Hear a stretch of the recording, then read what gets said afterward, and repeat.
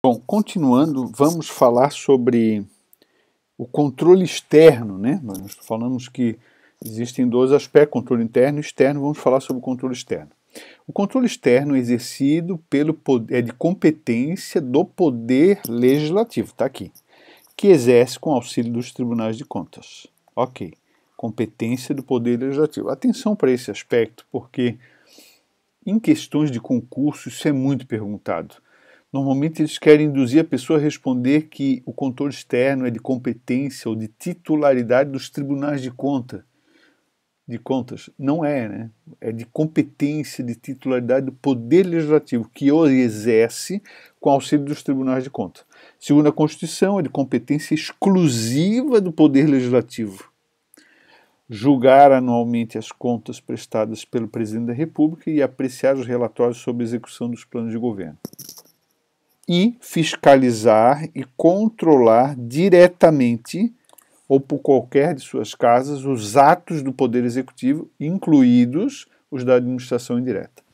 Quando você leu isso aqui, você pensa assim, bom, o Poder Legislativo deve realizar esses duas espécies de controle com o auxílio dos tribunais de contas. Os tribunais de contas realizam esses trabalhos para informar o Poder Legislativo sobre essas duas situações que eu li. Esse fornecimento de informação pode ocorrer por iniciativa própria dos tribunais de contas ou, maiormente, por pedido, solicitação de informação do próprio Poder Legislativo. Atenção, então, quem julga anualmente as contas do chefe do Poder Executivo é o Poder Legislativo. Atenção isso. Aqui está falando do Presidente da República porque a Constituição está dirigindo a informação, o comando à União Federal. Né? Mas esse dispositivo é replicado nas constituições estaduais. Então, quem julga as contas do governador de estado é o Poder Legislativo Estadual. Tá? Depois o professor vai fazer, depois não, agora, vamos fazer alguns comentários. Os tribunais de contas são um órgão com autonomia e independência. Esse órgão, cada um, né, cada estado tem um tribunal de contas e a União tem um tribunal de contas. Apenas 2 municípios da nação têm tribunal de contas. O município do Rio de Janeiro, que era a capital, né, há alguns anos atrás, antes de Brasília, e o município de São Paulo, que é muito grande, tem também um tribunal de contas. A Constituição atual proíbe a existência, o nascimento, a instituição de um tribunal de contas de qualquer outro município da nação. Isso é diferente de haver um tribunal de contas do Estado e um tribunal de contas dos municípios. Esse tribunal de contas dos municípios do Estado tal. Então, alguns estados da federação têm 2 tribunais de contas, um que só fiscaliza Estado e outro que fiscaliza Estado e municípios. Estado não, que fiscaliza só municípios. Um só Estado e outro só municípios, desculpe. Então, o Tribunal de Contas é um órgão de autonomia e independência que integra o Poder Legislativo. Nós estudamos na funcional programática, que a função legislativa tem 2 subfunções. Uma delas está associada ao controle externo, realizado pelos Tribunais de Contas, e a outra é a realização de leis, né, aquelas questões mais legiferantes. E exerce funções que decorrem das competências descritas no artigo 71 da Constituição da República, que nós já vamos ler e fazer alguns comentários. É um tribunal administrativo. O Tribunal de Contas, os tribunais de contas, são tribunais administrativos, não são tribunais judiciários. O Tribunal de Contas da União é composto por 11 ministros e o Tribunal de Contas do Estado, de cada Estado, os Tribunais de Contas dos Estados são compostos por 7 conselheiros. As decisões de qualquer Tribunal de Contas são coletivas, o Tribunal reunido. Comentário. O Tribunal Administrativo Tributário é um tribunal administrativo também, assim como o Tribunal de Contas, só que o Tribunal Administrativo Tributário está inserido no Poder Executivo e o Tribunal de Contas está no contexto do Poder Legislativo. Né? Bom, a bibliografia especializada organiza as funções dos tribunais de contas nessas 5 funções aí. De onde vem isso? Lá do livro do conselheiro Salomão Riba Júnior. Está aqui citada a fonte, tá? Nós buscamos lá nesse livro essa fundamentação. Então existe a função consultiva ou opinativa, a função decisória, a função de fiscalização, a função informativa e a função corretiva. Vamos ver o que eles estão falando ali. Bom, aqui nós vamos reproduzir os dispositivos do artigo, os incisos do artigo 71 da Constituição da República Federativa do Brasil, que diz o seguinte: o controle externo, a cargo do Congresso Nacional, será exercido com auxílio dos tribunais de contas, ao qual compete. Então veja, essas são competências dos tribunais de contas. E lá no começo disse o controle externo, a cargo do Congresso Nacional. Grave isso, tá? Item 1, primeira função, chamada de função consultiva ou opinativa, é apreciar as contas prestadas anualmente pelo Presidente da República mediante parecer prévio, que deverá ser elaborado 60 dias a contar do seu recebimento.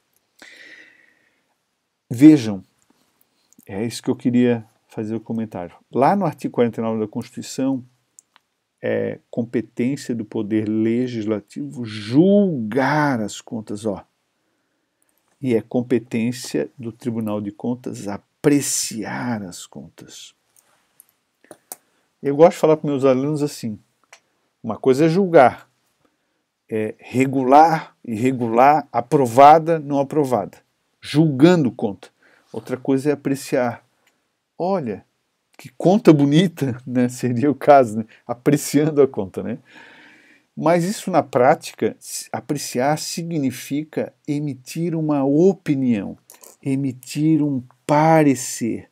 Aqui vai ficar meio pequenininho demais, mas aqui está escrito: emite parecer recomendando à Câmara Municipal a aprovação das contas. Vejam, o Tribunal de Contas, nessa função específica, são consultiva ou opinativa, opina. Olha, vereadores, no caso, porque está se referindo ao município. Olha, vereadores, as contas do município como um todo, nós consideramos que vocês devem aprovar essas contas. Por quê?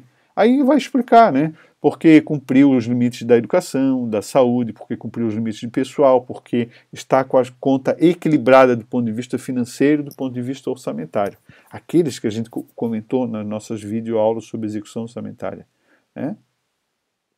Ok, uma função muito específica, né, do Tribunal de Contas, mas é a função 1, né, é a primeira responsabilidade dos Tribunais de Contas. Bom, na 2 e na 3 nós temos, tem mais, né, decisória. Na 2 e na 3 nós temos as duas primeiras funções associadas à decisão. Uma, julgar as contas dos administradores e demais responsáveis por dinheiro público, por bens, valores da administração direta e indireta, incluindo as fundações, sociedades instituídas e mantidas pelo poder público, e as contas daquelas que derem causa a perda, extravio ou outra irregularidade de que resulte prejuízo ao erário. Veja que a função do Poder Legislativo é julgar as contas do presidente, do governador, do prefeito. Julga as contas no conjunto da obra. O prefeito manda umas contas dizendo: olha, o resultado do município foi esse. Tanto foi gasto com a Câmara, tanto com o Poder Executivo. Foi aplicado tanto em educação e saúde. As contas do município. O governador do estado também as contas do governo do estado. O presidente também as contas do presidente. Aqui é uma função diferente, julgar as contas dos administradores. Normalmente os governadores não são ordenadores de despesa. Quem ordena as despesas, a pessoa responsável pelo gasto do dinheiro público, são os secretários, normalmente, secretário da saúde, secretário da... É esse secretário, esse ordenador de despesa, na condição de servidor público, está sujeito ao controle, é que responde por esse julgamento. É esse julgamento que o Tribunal de Contas faz. O julgamento da conta como um todo do município, do Estado ou da União é feito pelo Poder Legislativo. O julgamento da conta específica de um administrador, um cara que cuida de dinheiro público, é feito daí pelo Tribunal de Contas mesmo, que está escrito assim na Constituição. Só um comentário, né? Muitas prefeituras são muito pequenas, né? Prefeituras com 5 mil habitantes ou menos, 10 mil habitantes, muito pequenas. Nessas prefeituras muito pequenas, é comum que o prefeito seja também o ordenador de despesa.